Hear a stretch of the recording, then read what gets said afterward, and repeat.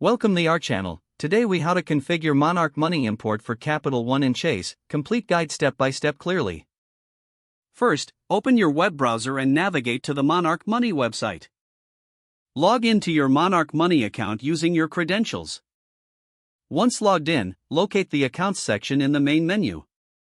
Click on the Add Account button to begin the import process. You will see a list of financial institutions to choose from. Search for Capital One in the search bar provided. Select Capital One from the search results. You will now be prompted to enter your Capital One login credentials. Input your username and password carefully. Follow any additional security prompts, such as two-factor authentication. Once logged in, select the specific accounts you wish to import. Confirm your selections and click Connect. Monarch Money will now sync with your Capital One accounts. Wait for the import to complete, this may take a moment. Next, return to the Add Account section. This time, search for Chase in the search bar.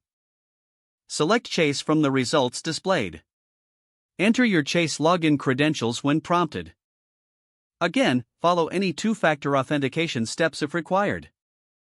Choose the Chase accounts you want to connect to Monarch Money. Like before, confirm your selections and click Connect. Wait for the connection to establish and the data to import. Review the imported transactions and ensure everything appears accurate. If necessary, categorize your transactions for better tracking. Utilize Monarch Money's features to analyze your finances further. You're now ready to use Monarch Money with your Capital One and Chase accounts. If the page does not load, refresh the browser or try again in a private or incognito window.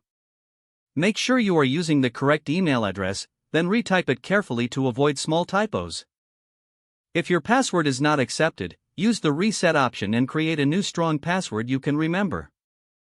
Check your spam folder for verification or security emails, then complete any requested confirmation steps. Don't forget to like this video and subscribe to our channel for more step-by-step tech guides.